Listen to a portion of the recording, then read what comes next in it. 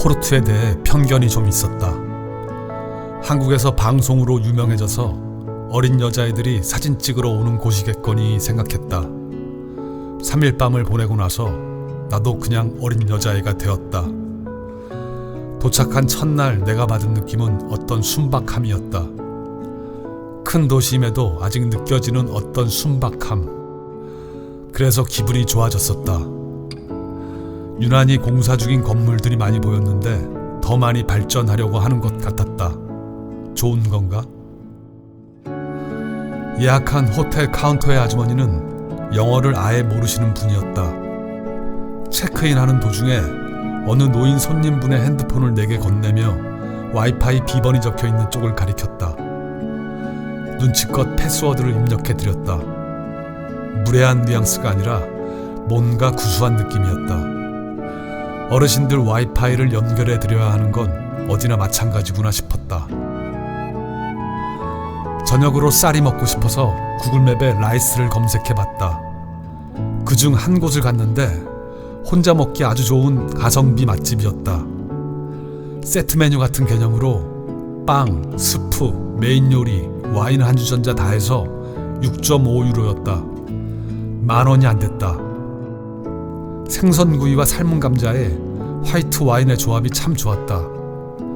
야채 스프에는 무청을 말린 시래기가 들어있었는데 포르투갈에서 시래기라니 신기했다. 내부는 오래된 중국집 같은 느낌이었다. 3일 저녁 내내 이 레스토랑을 갔다. 고기보다 생선이 훨씬 맛있었다. 가게 이름은 무르산 노 포르토였는데 무르산은 포르투갈의 내륙에 있는 한 지역명이었다. 우리나라로 치면 남원집이나 안동집 같은 느낌이 아닐까 싶었다. 저녁을 먹고 산책 겸 걸었다. 그냥 발길 닿는 대로 걸었는데 저절로 사람들이 많이 모여있는 곳으로 가게 되었다. 포르투에서 일몰을 보는 곳으로 유명한 모로 언덕이었다. 아름다웠다. 해가 완전히 질 때까지 계속 바라보게 되었다. 뭔가 부들부들해진 것 같은 기분이 들었다. 여러 우연으로 기분이 좋아진 하루였다. 여행을 하다 보면 이런 날도 있다. 포르투에서 관광객들이 모여있는 곳은 동루이스 다리를 중심으로 한 일부 지역인데 서울의 한 구도 안 될 것 같은 크기였다. 대충 둘러보는데 하루면 충분했다. 그냥 의례상 먼저 성당인지 교회인지 모르겠는 그런 곳들을 둘러봤다. 좁은 장소에 비해 수가 많았다. 건물들은 멋있었고 타일 같은 곳에 퍼런색으로 그려진 그림이 이색적이었다. 조금 이른 점심으로 차이니즈 레스토랑으로 가서 닭국수 같은 것을 먹으며 맥주를 마셨다. 그리고 본격적으로 걷기 시작했다. 골목골목 낡은 건물들이 매력적이었다. 관광객들을 위해 컨셉을 잡아서 복원한 게 아닌 그냥 진짜인 것처럼 보였다. 한 골목을 걷는데 가게에서 음악 소리가 크게 흘러나왔다. BGM이 되면서 저절로 하나의 씬이 만들어졌다.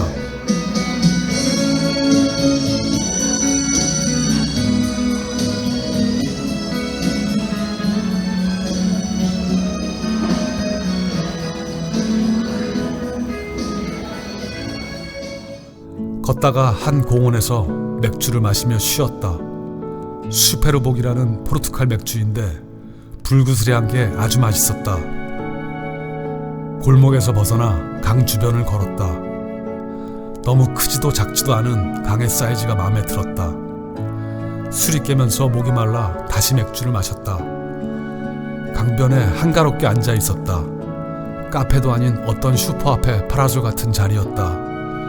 노곤하게 앉아 아무 생각이 들지 않는 게 행복인지 모른다.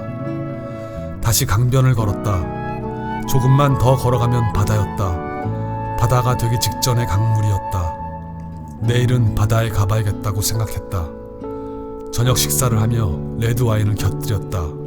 몽롱한 하루였다. 다음날 시내에서 벗어나 외곽으로 나가봤다. 어떤 버스를 타고 종점까지 갔는데 마토지니스라는 동네였다. 별다른 큰 특징이 느껴지지는 않았다. 커피를 한잔하고 해변으로 갔다. 아주 평범한 해변이었다. 날이 아직 이른데 해수욕을 하는 사람들이 보였다. 이 평범함에 의미를 부여한다면 이 바다는 대서양이다. 내가 대서양을 이렇게 가까이에서 본 적이 있었던가? 조수간만의 차가 꽤 보이는 포르투 근교의 아주 평범한 해변이었다. 시내로 돌아와서 관광객들이 잘 가지 않을 것 같은 동네로 가보기 위해 전철을 타고 남쪽으로 내려가 봤다. 큰 길가를 걷다가 그냥 아무 골목으로 들어가 봤다. 대낮인데도 인기척이 너무 없어서 약간의 공포감이 들었다. 사람이 살긴 사는 것 같은데 그 고요함이 정말 어색하고 신기했다. 내게 익숙한 서울이 너무 슈퍼도시인지도 모른다. 다시 저녁이 되고 해가 지기 시작했다. 더 높은 수도원 옥상으로 올라갔다. 또 다른 풍경이었다. 천천히 또 해가 지고 있었다. 해가 지면 사람들은 강가로 내려간다. 모여 앉아 밥을 먹고 술을 마신다. 거리엔 버스커들의 노랫소리가 가득하다. 앰프에서 나오는 전기를 잔뜩 먹은 소리가 약간의 전율을 준다. 2층으로 된 동루이스 다리 위로는 전철이 지나가고 강 건너편은 너무 멀지도 가깝지도 않게 낭만을 위한 거리를 유지하고 있다.